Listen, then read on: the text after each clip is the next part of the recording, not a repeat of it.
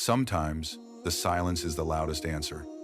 You begged, you cried, you prayed at tahajjud, you raised your hands with trembling hope, asking Allah for just one sign. But nothing moved. No doors opened. No miracles appeared. You looked at your life and whispered, "Why is Allah silent?" But what if He wasn't silent? What if He was working in the background?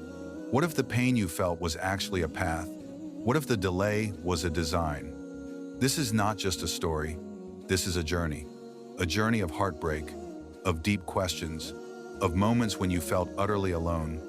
But most importantly, it's a journey toward a divine plan more beautiful than anything you imagined. Because sometimes, silence isn't absence. Sometimes, silence is mercy in disguise. This is your reminder. You thought Allah was silent, but He was working in your favor. Every soul goes through moments of stillness, where nothing changes and everything aches. You're praying on time. You're trying to stay away from sins. You gave up habits for His sake. You turned to Him with sincerity, and still, the weight hasn't lifted. The illness lingers. The job doesn't come. The loneliness echoes. And it's in these moments that Shaitan whispers his strongest whispers. See, nothing's changing. Your du'as are not being answered. Maybe you're not good enough. But here's the truth. Allah never wastes the tears of a believer. Qur'an, Surah number 2, verse 186. And when my servants ask you concerning me, indeed I am near. I respond to the invocation of the supplicant when he calls upon me. He is Al-Sami, the all-hearing. He is Al-Basir, the all-seeing. He is Al-Hakim, the most wise. When Allah delays, He delays with wisdom. When Allah gives, He gives with precision.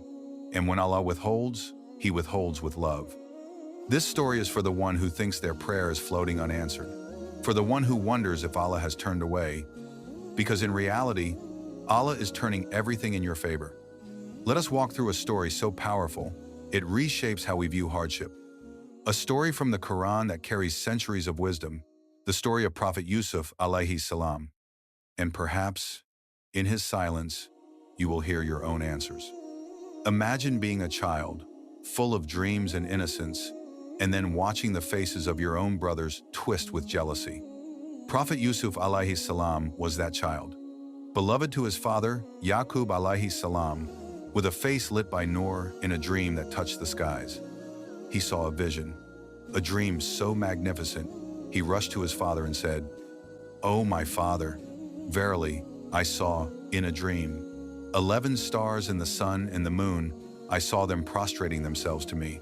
Qur'an Surah number 12, verse 4. This wasn't just a dream, it was a prophecy, a sign, a whisper from the divine. But that same dream triggered a storm. His brothers, filled with envy, couldn't bear the love their father had for him, and so they conspired. Kill Yusuf or cast him out to some land. The favor of your father will be yours. Qur'an Surah number 12, verse 9. Imagine this. Being betrayed not by strangers, not by enemies, but by blood. They took him, pretending love, then threw him into the depths of a dark well, alone, terrified, a child whose only crime was being loved. In that pit, Yusuf alayhi salam was stripped of everything: family, safety, comfort, but not hope, because even in the depths, Allah sent reassurance. And we inspired him, "Indeed, you shall inform them of this affair of theirs when they do not perceive." Qur'an Surah number 12, verse 15. From the bottom of a well, Allah sent a whisper to the heart of a boy, "You are not forgotten. You are part of my plan." Pause for a moment. How many times have you felt like you were thrown into a pit, cut off from your dreams, betrayed by those you trusted, left alone in the dark? But just like Yusuf alayhi salam, maybe that pit wasn't the end. Maybe it was the beginning. Because it was there, in the darkness, that the wheels of divine destiny began to turn. A passing caravan, a bucket lowered, a slave taken, a journey begun. To others, he was just a boy, a slave, but to Allah, he was a prophet in the making. Sometimes, your worst day is the door to your best.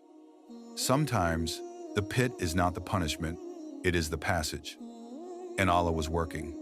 Prophet Yusuf alayhi salam was taken from the well and sold in the slave markets of Egypt. Imagine the humiliation, from the beloved son of a prophet to being sold for a few silver coins. And they sold him for a reduced price, a few dirhams, and they were, concerning him, of those content with little. Qur'an, Surah number 12, verse 20. He was bought by a nobleman, the Aziz of Egypt, and taken into a house of wealth. And it seemed, perhaps, things were turning around. But with every rise came another test. He grew in character, beauty, and dignity. And then came the next storm, the wife of the Aziz. She tried to seduce him. He refused. He stood firm, despite being young, away from home, with no one watching, except Allah. He said, "I seek the refuge of Allah. Indeed, He is my master, who has made good my residence. Indeed, wrongdoers will not succeed." Qur'an, Surah number 12, verse 23. But when you hold on to righteousness, sometimes the world won't reward you. Sometimes it punishes you. And so, Yusuf alayhi salam was imprisoned, not for a crime, but for his piety. What did he do wrong? Nothing. He was truthful, he was innocent, he was chaste, and yet he was in chains. So again we ask, where is Allah in this? But Yusuf alayhi salam never questioned his Rabb. Instead, he made prison his platform. He preached, he comforted inmates, he interpreted dreams. He became a light in the darkness. And one day, the king of Egypt had a dream that none could understand, a dream that would change the destiny of a nation. And only Yusuf alayhi salam had the answer. He said, "You will plant for 7 years consecutively, and what you harvest leave in its spikes, except a little from which you will eat.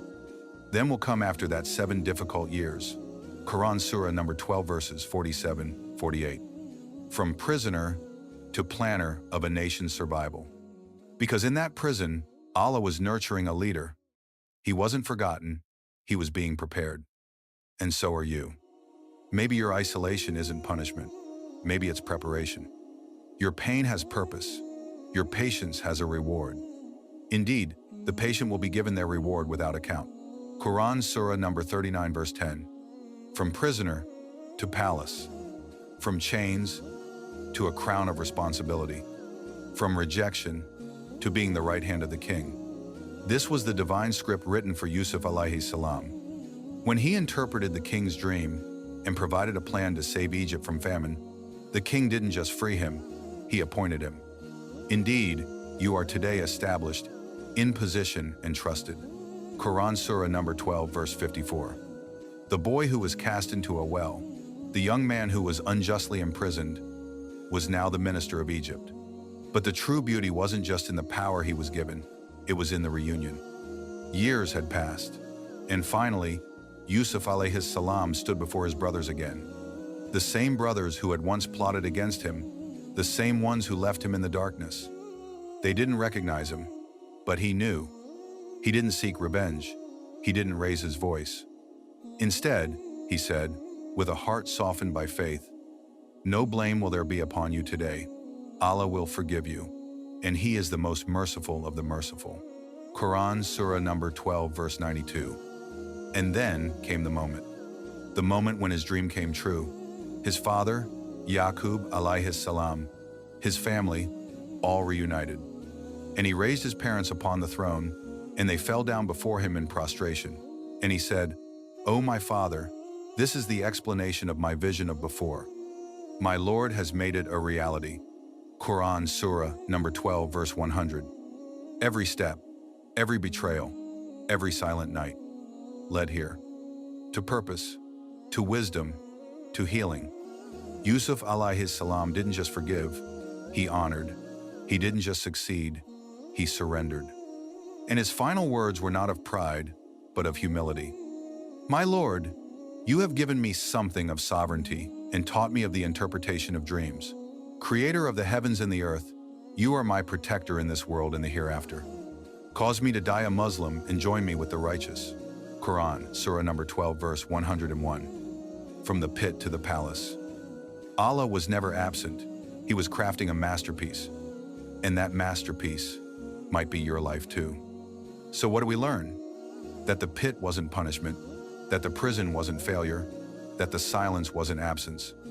It was all preparation. Preparation for something greater. Quran Surah number 12 verse 100. Indeed, my Lord is subtle in what He wills. Every heartbreak, every unanswered dua, every night you cried on the prayer mat, Allah recorded it. And He promised. So verily, with hardship comes ease. Quran Surah number 94 verse 6. Your story isn't over. Allah is not done with you. Maybe you don't see the wisdom right now. Maybe you're still in your pit. Maybe your prison is still locked. But the story of Yusuf alayhi salam is proof. Your silence is temporary. Allah hasn't forgotten you. He is preparing you. He is protecting you. He is writing a chapter you haven't read yet. So say, Hasbunallahu wa ni'mal wakeel. Allah is sufficient for us, and He is the best disposer of affairs.